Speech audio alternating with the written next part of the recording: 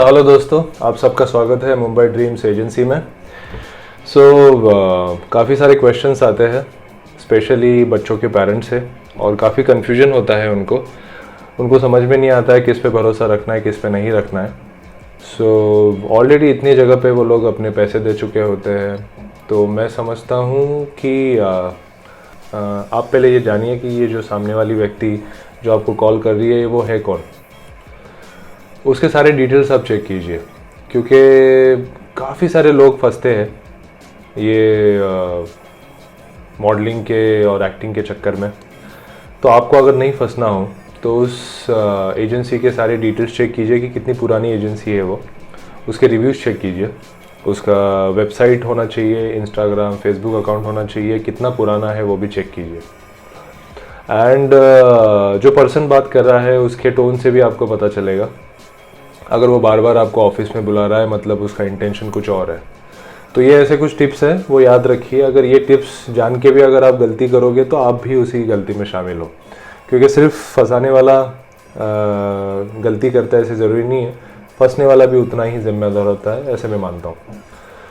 और काफ़ी सारे लोग आर्टिस्ट कार्ड के बारे में भी बताते हैं, पूछते हैं।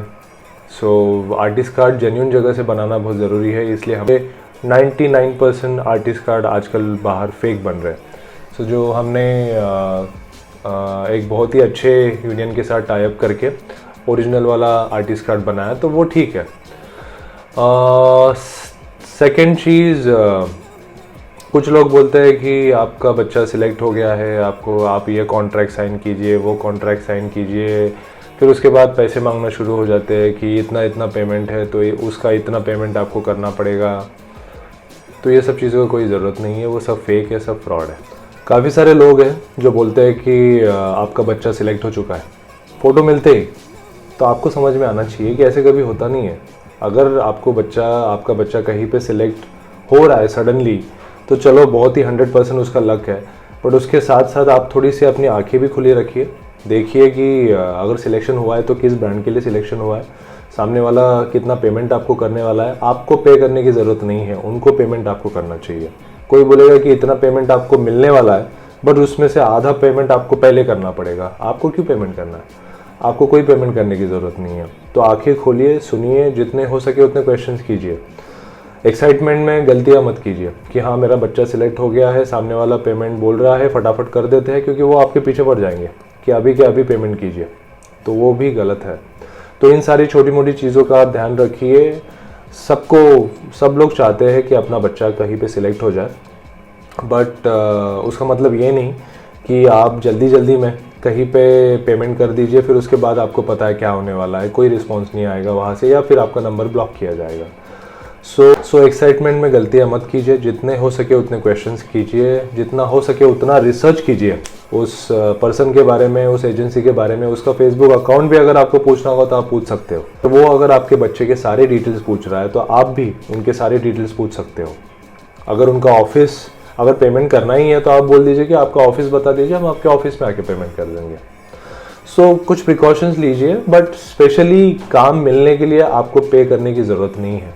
पेरेंट्स का एक क्वेश्चन होता है कि पोर्टफोलियो कितना ज़रूरी है मॉडलिंग के लिए। पोर्टफोलियो का मतलब समझने की कोशिश कीजिए। पोर्टफोलियो इस तरीके से बनाया जाता है कि जिससे वो मॉडल की पर्सनालिटी और थोड़ी एनहांस और अच्छी लगती है, पॉलिश लगती है, प्रोफेशनल लगती है।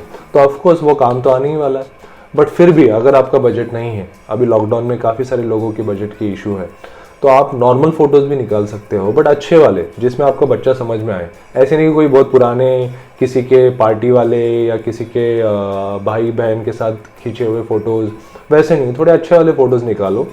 चाहिए तो आप हमारा इंस्टाग्राम वेबसाइट देखिए, जिसमें आपको पता चल जाएगा कि कैसे फ़ोटोज़ होने चाहिए। और वो फ़ोटोज़ आप शॉर्ट लिस्ट करने के लिए चाहिए तो मेरे पास भेज दीजिए। उसमें से 3 से 4 फ़ोटोज़ हम लोग सिलेक्ट करते हैं और फिर उनको प्रमोट करते हैं। तो वैसे भी आप कर सकते हो।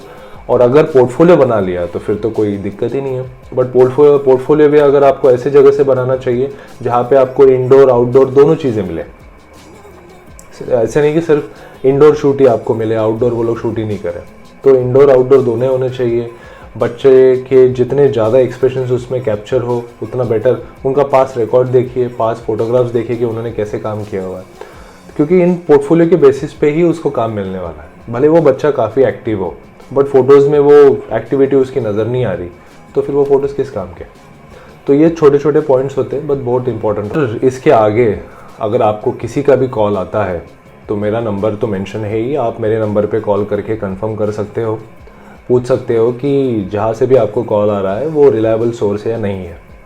तो आधी दिक्कत आपकी वहीं पे ख़त्म हो जाएगी। अगर आपको खुद को ही डिसाइड करना है तो एक बात याद रखिए, अगर कोई काम दे रहा है आपको और उससे पहले ही आपको पूछ रहा है कि मुझे पैसे दे दीजिए इस काम के लिए, तो वो गलत है, क्योंकि वहाँ पे आपको पेमेंट मिलना चाहिए, आपको पे करने की ज़रूरत नहीं पड़नी चाहिए। तो ये सारी चीज़ें ध्यान रखिए। बिल्कुल 1 रुपया भी खर्चा करने की ज़रूरत नहीं है। कोई बोलेगा रजिस्ट्रेशन फ़ी पे करना है, ये करना है, वो करना है, कोई ज़रूरत नहीं है।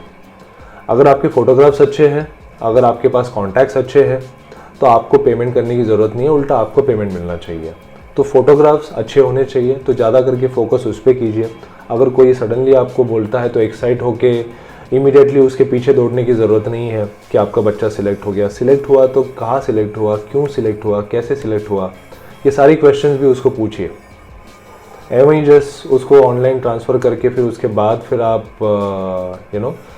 दुखी होकर मत बैठिए। एंड आई होप ये सारी चीज़ें आपको बचाएगी फेक और फ्रॉड चीज़ों से।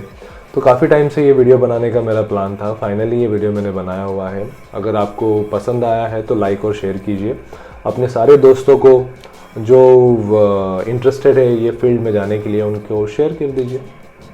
तो ऐसे ही किसी एक इन्फॉर्मेटिव चीज़ के साथ वापस मिलेंगे, तब तक के लिए बाय बाय।